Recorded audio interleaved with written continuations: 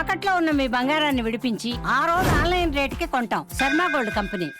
2026-27 ఆర్థిక సంవత్సరానికి బడ్జెట్ ప్రతిపాదనలను ఈ గౌరవ సభ ఆమోదం కోసం ప్రవేశపెడుతున్నాను. ఈ బడ్జెట్ ఒట్టి జమా ఖర్చుల లెక్క మాత్రమే కాదు, 5 కోట్ల రాష్ట్ర ప్రజల ఆశలు ఆకాంక్షలను నెరవేర్చేందుకు ఉద్దేశించిన రోడ్ మ్యాప్ ఇది. వరుసగా 3వసారి బడ్జెట్ సమర్పించడం నాకు దక్కిన అపూర్వమైన గౌరవం. ఈ అవకాశం ఇచ్చిన ముఖ్యమంత్రి చంద్రబాబు నాయుడు గారికి సర్వదా కృతజ్ఞుడిని. మా దృష్టిలో బడ్జెట్ అంటే కేవలం పద్దుల ప్రకటన కాదు, ఇది అంకెలకు అతీతం. రాష్ట్ర అభివృద్ధి, ప్రజా సంక్షేమాల్ని జోడెద్దుల బండిలా పరుగులు పెట్టించాలన్న మా దృఢ సంకల్పాన్ని బలంగా చాటి చెప్పే ఒక ప్రకటన. ఈ బడ్జెట్ సాగునీటి కోసం ఎదురుచూసే రాయలసీమ రైతుల కలల్ని సాకారం చేసేది, అవకాశాల కోసం ఎదురుచూస్తున్న శ్రీకాకుళం జిల్లాలోని యువ పట్టభద్రులకు గుండె నిబ్బరాన్నిచ్చేది, భవిష్యత్తుపై కొండంత ఆశతో కుటుంబాన్ని నడిపిస్తున్న నెల్లూరు గృహిణికి భరోసానిచ్చేది, కోస్తాలోని మహిళా పారిశ్రామికవేత్తలతో స్ఫూర్తిని నింపేది. దీనిలో ప్రతిపాదించే ప్రతి రూపాయి రాష్ట్ర ప్రజల ఆశలు ఆకాంక్షలను సాకారం చేసేందుకు ఉద్దేశించింది. గత ప్రభుత్వ విధ్వంసకర పాలన చేసిన లోతైన గాయాలు, మిగిల్చిన చేదు అనుభవాలు మనం ఏం చేయకూడదో నిరంతరం గుర్తు చేస్తున్నాయి.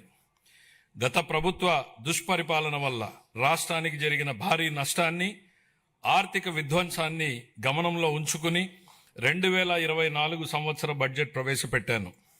గత ప్రభుత్వం మిగిల్చిన గాయాలను మాన్పి 5 ఏళ్ల విషాదాన్ని దాటుకుని రాష్ట్రాన్ని పునర్నిర్మాణం చేసే దిశగా నడిపించేందుకు 2024 బడ్జెట్ బలమైన పునాది వేసింది. 2025 బడ్జెట్ స్వర్ణాంధ్ర 2047 లక్ష్యానికి అనుగుణంగా రాష్ట్రాన్ని అభివృద్ధి పథంలో నడిపించింది. అంత భారీ విధ్వంసానికి గురైన రాష్ట్రాన్ని పునర్నిర్మించేందుకు 2 ఏళ్లు చాలా తక్కువ సమయం. 2014లో జరిగిన అహేతుక విభజన రాష్ట్రానికి తగిలిన మొదటి దెబ్బ అయితే 2019-24 మధ్య అప్పటి ప్రభుత్వం చేసిన దుష్పరిపాలన రాష్ట్రానికి తగిలిన మరో పెద్ద షాక్.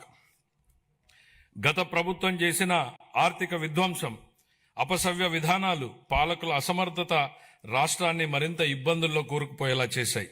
ఇన్ని సవాళ్లను ఎదుర్కొంటూ కూడా కూటమి ప్రభుత్వం అనుసరించిన నిర్మాణాత్మక విధానాల వల్ల జూన్ 24 నుండి ఈ 20 నెలల్లో రాష్ట్రం అద్భుతమైన అభివృద్ధి పథంలో సాగిందని చెప్పడానికి గర్వపడుతున్నాను.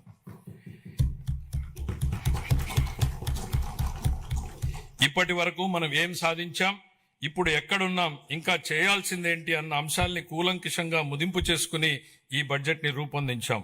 అటు ఉత్తరాంధ్ర నుంచి ఇటు రాయలసీమ వరకు ప్రజల జీవితాల్లో గొప్ప మార్పు తేవడం ఈ బడ్జెట్ ఉద్దేశం. మా లక్ష్యం కేవలం కాగితాలపై కనిపించే వృద్ధి లెక్కలు కానే కాదు, అభివృద్ధి సంక్షేమ ఫలాల్ని క్షేత్రస్థాయిలో ప్రజలకు అందేలా చేసి వారి జీవితాల్లో వెలుగులు చూడాలన్నదే మా తపన.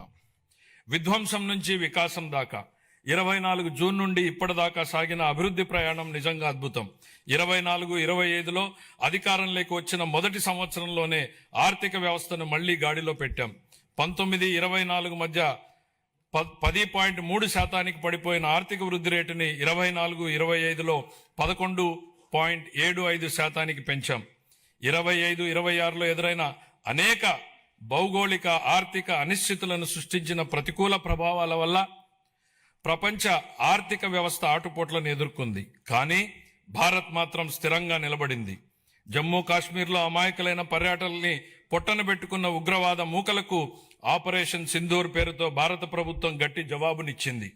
ఉగ్రవాదం, భౌగోళిక రాజకీయ అనిశ్చితులు, సుంకాల యుద్ధంతో తలెత్తిన ఉద్రిక్తతలకు భారత్ చలించదని ప్రధాని నరేంద్ర మోడీ నాయకత్వం ప్రపంచానికి బలమైన సందేశం ఇచ్చింది. భారతదేశానికి ఆయన నాయకత్వం భారత్ను శక్తివంతంగా తీర్చిదిద్దింది, ఆత్మవిశ్వాసంతో తలెత్తుకునేలా చేసింది. ఆయన ఈరోజు భారత ప్రపంచ వేదికపై సగర్వంగా తలెత్తుకునేలా చేశారు. కాబట్టే భారత్ కి బులంద్ పెహచాన్ హై మోడీ అని యావత్ జాతి మొత్తం మోడీ నాయకత్వాన్ని అండగా నిలబడింది. భారత్ ఎట్టి పరిస్థితుల్లోనూ ప్రజల ప్రయోజనాల విషయంలో రాజీ పడబోదని ప్రపంచానికి అర్థమైంది.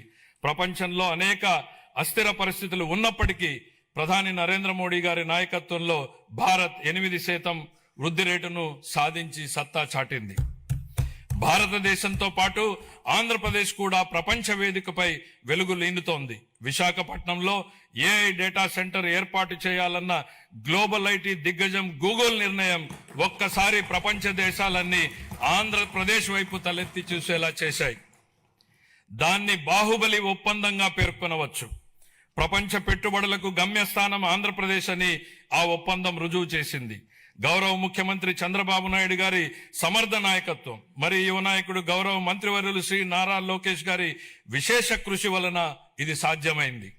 ఇంతేకాదు, రాష్ట్రంలో పెట్టుబడులు వస్తున్నాయి, ప్రభుత్వంపై నమ్మకం పెరిగింది అంటే అది గౌరవ ముఖ్యమంత్రి గారి దార్శనికత పాలన మరియు గౌరవ ఉప ముఖ్యమంత్రి శ్రీ పవన్ కళ్యాణ్ గారి విశ్వసనీయ భాగస్వామ్యం వల్లనే సాధ్యమైంది.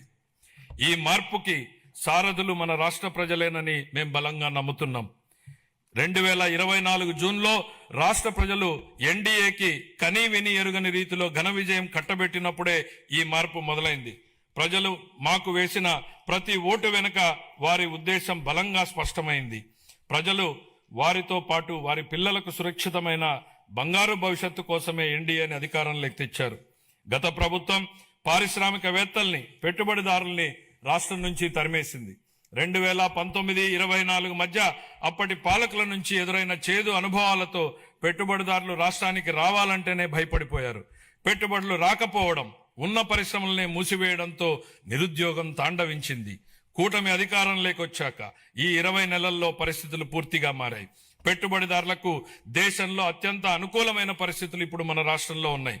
దేశ జనాభాలో కేవలం 4.2% వాటా మాత్రమే ఉన్నప్పటికీ ఆంధ్రప్రదేశ్ ఇప్పుడు పెట్టుబడుల్ని ఆకర్షించడంలో మిగతా రాష్ట్రాలని వెనక్కు నెట్టింది. పెట్టుబడిదారులకు అత్యంత స్నేహపాత్రమైన రాష్ట్రంగా నిలిచింది. బ్యాంక్ ఆఫ్ బరోడా నివేదిక ప్రకారం 2025-26 ఆర్థిక సంవత్సరంలో ప్రతిపాదిత పెట్టుబడుల్లో 25% ఆంధ్రప్రదేశ్కు రావడమే దీనికి నిదర్శనం. బ్రాండ్ చంద్రబాబు వల్లనే ఇది సాధ్యమైంది. ఇప్పటి వరకు మనం ఈజ్ ఆఫ్ డూయింగ్ బిజినెస్ గురించి మాట్లాడే వాళ్ళం, ఇప్పుడు గేరు మార్చాం. స్పీడ్ ఆఫ్ డూయింగ్ బిజినెస్ ఇప్పుడు మన విధానం. గౌరవ ముఖ్యమంత్రి చంద్రబాబు నాయుడు గారి సమర్థ నాయకత్వం, దార్శనికత, ప్రభుత్వ సుస్థిర విధానాలు రాష్ట్రాన్ని విజన్ స్వర్ణాంధ్ర 2047 లక్ష్యం దిశగా వేగంగా నడిపిస్తున్నాయి. ఆంధ్రప్రదేశ్ భవిష్యత్తుని స్వర్ణమయం చేసే మహాక్రతువులో గౌరవ ముఖ్యమంత్రి గారి చారిత్రాత్మక పాత్ర పోషిస్తున్నారు.